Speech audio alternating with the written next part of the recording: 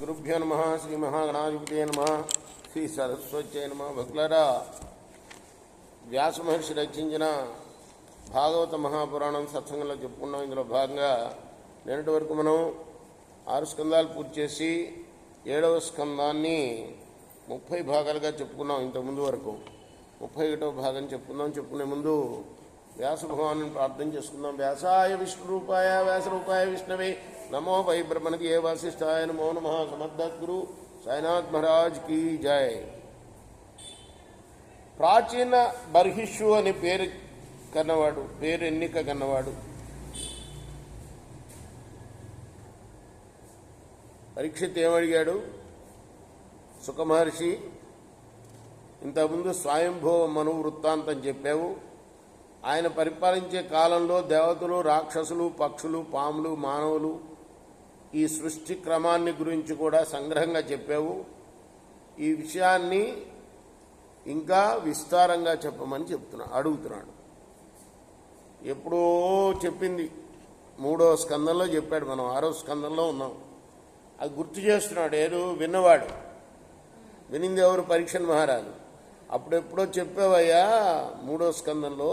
నాకు 3వ స్కందం అని చెప్పడం కాదు, ఆయన చెప్పుడు పోయాడు లక్షల శ్లోకాలు.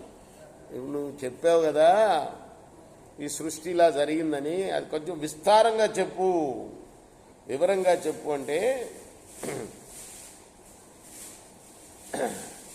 సంతోషించి సుఖమహర్షి ఎంత శ్రద్ధగా వింటున్నాడు వీడు అనుకొని, ప్రాచీన బర్హిషు అనే పేరెన్నిక కన్నవాడు, సముద్ర గర్భంలో తపస్సు చేస్తున్నవారు ప్రాచీన బర్హిషులు. వాళ్ళు ఒకడు కాదు.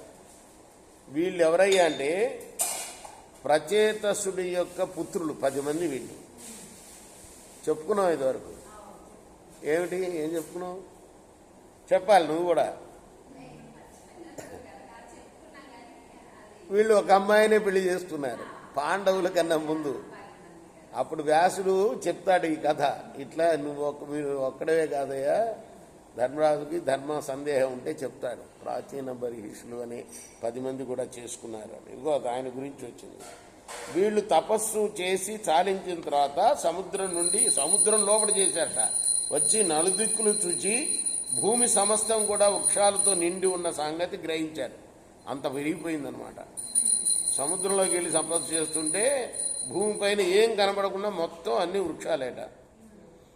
ఈ విధంగా సందు కూడా లేకుండా భూమిని ఆక్రమించి ఉన్న చెట్ల మీద వాళ్ళకి ఆగ్రహం కలిగి వాళ్ళు క్రోధావేశంతో మహావాయువుని సృష్టించి దాన్ని ప్రసరింపజేశారు. ఆ మంటలకి వృక్ష సముదాయం అంతా కూడా కాలి భస్మం అయిపోయింది. ఈ భయంకర దృశ్యాన్ని ఓషధులకు ప్రభు అయిన చంద్రుడు చూశాడు, సహింపలేకపోయాడు. ప్రాచేతసుల యొక్క క్రోధాన్ని శాంతింపజేసి వృక్షజాతిని రక్షించాలి అనుకున్నాడు. వాళ్ళని సమీపించి చంద్రుడు అన్నాడు, మహానుభావులారా, నోరు లేని చెట్ల మీద మీకు ఆగ్రహం ఎందుకు కలిగిందయ్యా? ఇది తగునా అన్నాడు. ఈరోజు శేజహారతి మొదలైంది కాబట్టి మనం రేపు దీన్ని కొనసాగిద్దాం. కృష్ణార్పణమస్తు. సాయి కృష్ణ సచిదానంద సద్గురు సాయినాథ్ మహారాజ్ కి జయ. జయ గోరా హారతి. సద్గురునాథ దేవ సాయి.